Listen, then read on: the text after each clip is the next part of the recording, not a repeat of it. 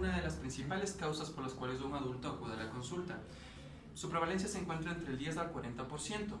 En este caso vamos a hablar de lo que es la monoartritis. La monoartritis es una inflamación focal de una articulación.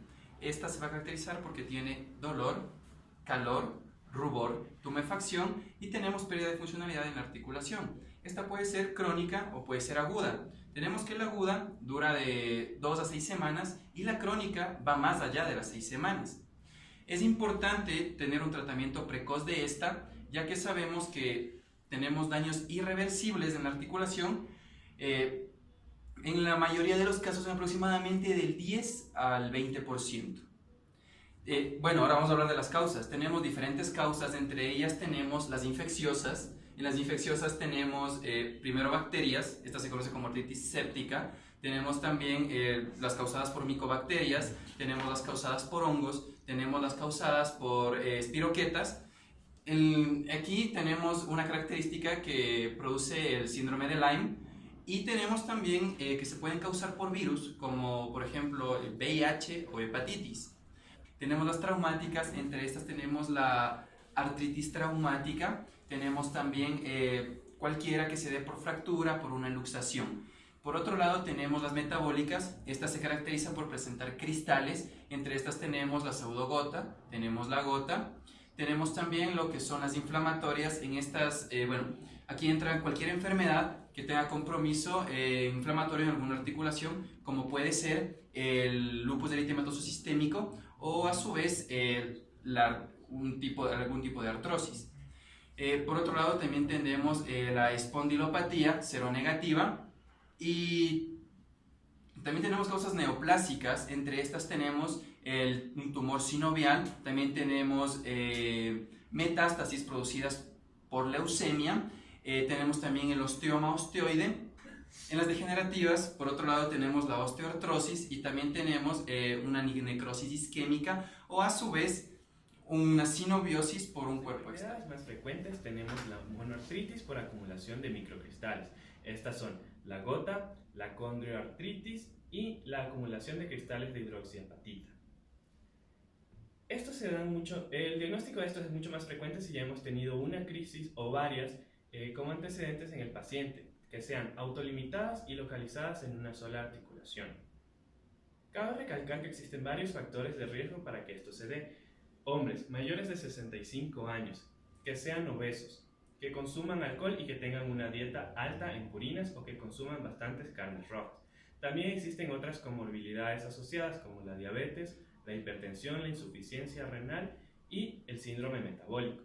De hecho, la prevalencia de esta enfermedad es del 1% en la población general y el 60% de estos corresponden a pacientes con síndrome metabólico. Con el consumo de diuréticos. Recordemos que esta enfermedad se enfoca en una sola articulación y las de preferencia suelen ser articulaciones distales, como la del tobillo o la de la muñeca. Esta enfermedad se da por acumulación de cristales de urato monosódico en las articulaciones.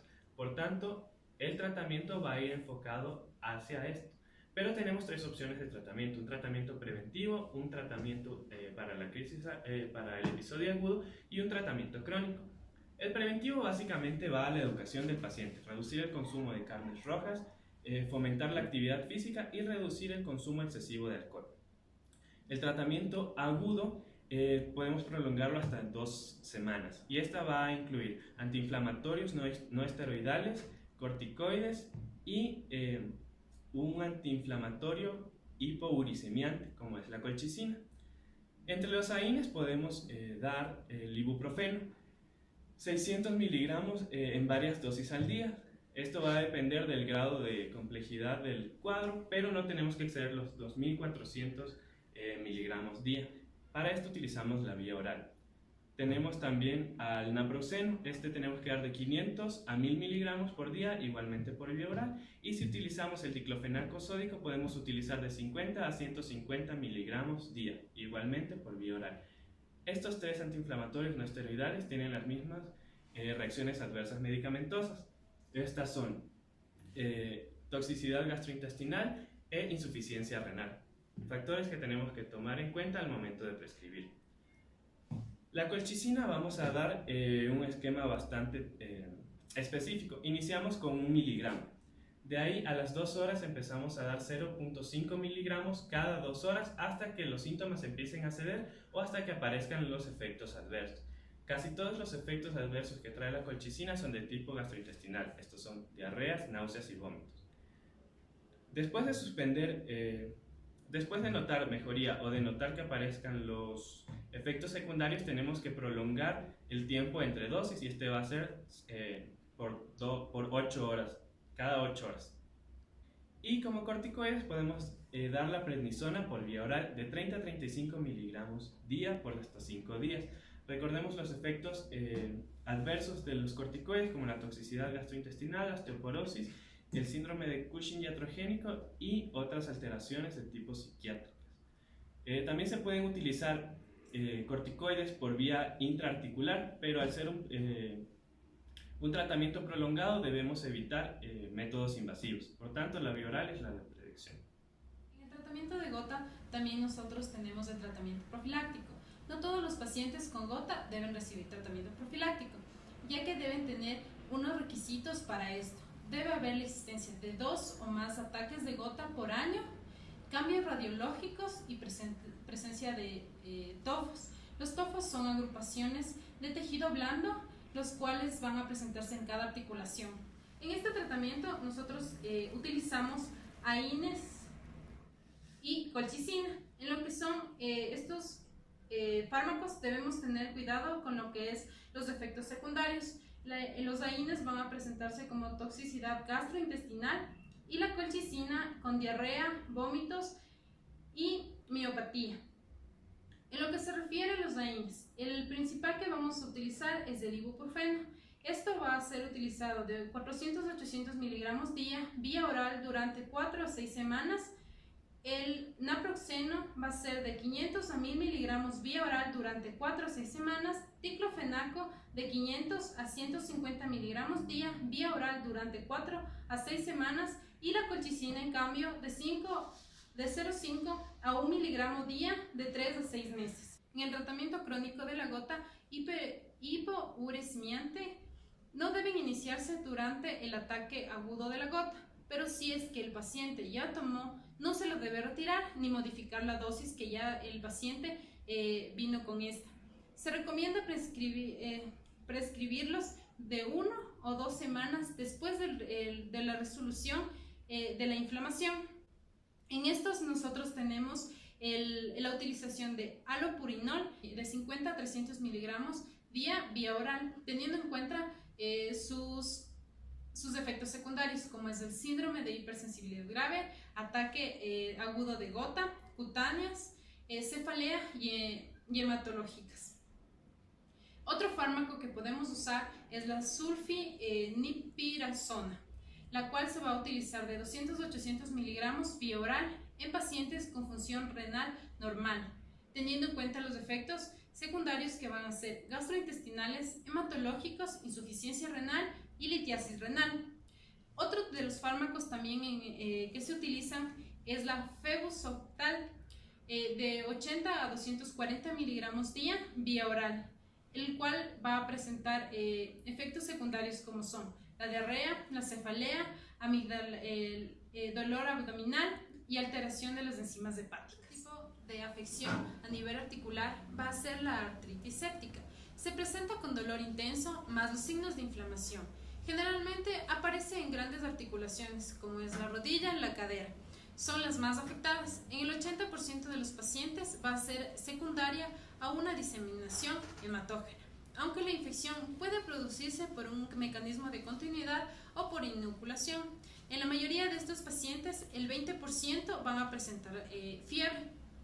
Hay que tener en cuenta también los factores de riesgos que estos pueden presentar, como va a ser la edad, van a ser mayores de 80 años, con presencia de diabetes mellitus, intervenciones quirúrgicas recientes, prótesis articulares, infecciones cutáneas, neoplasias, que este paciente sea alcohólico, que haya tenido cirrosis hepática y enfermedades del tejido conectivo.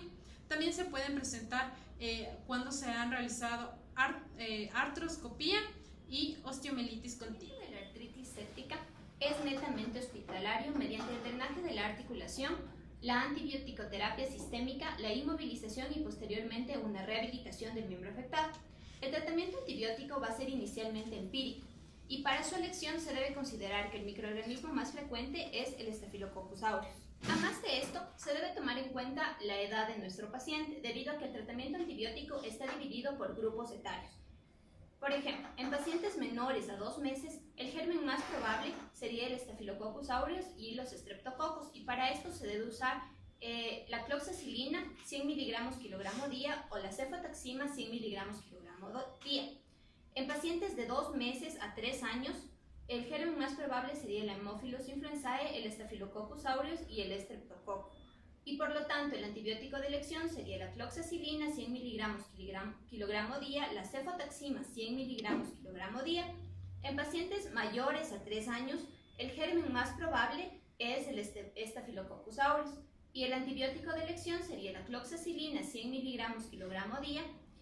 En pacientes que tengan infecciones gonocócicas, el medicamento de elección va a ser la ceftriaxona 1 a 2 gramos cada 24 horas. Y en pacientes que usen sustancias parenterales continuamente, como por ejemplo el uso de drogas ilícitas o medicamentos continuamente, el germen más probable podría ser el Staphylococcus aureus. Y para esto, el antibiótico de elección vendría a ser la cloxacilina 2 gramos cada 8 horas intravenoso, más la gentamicina en 240 miligramos kilogramo dosis. Se debe tomar en cuenta que el tratamiento parenteral va a durar como un máximo de 2 semanas o hasta que los síntomas de mejoría aparezcan, es decir, la fiebre remita o el paciente empiece a tener signos de mejoría. Y después de esto, se debe continuar con un tratamiento durante 4 semanas en vía oral. Aparte de esto, se debe usar un tratamiento general, en el cual es importante aconsejar las medidas generales básicas como el reposo articular, manteniendo inmovilizada la articulación en la posición funcional durante las fases iniciales, sobre todo si hay los signos de inflamación y dolor. A medida de que la sintomatología vaya mejorando, va a ir disminuyendo el reposo y se iniciará progresivamente un ejercicio para evitar la rigidez articular, la atrofia muscular y la osteoporosis. La movilización debe ser primero pasiva y después activa.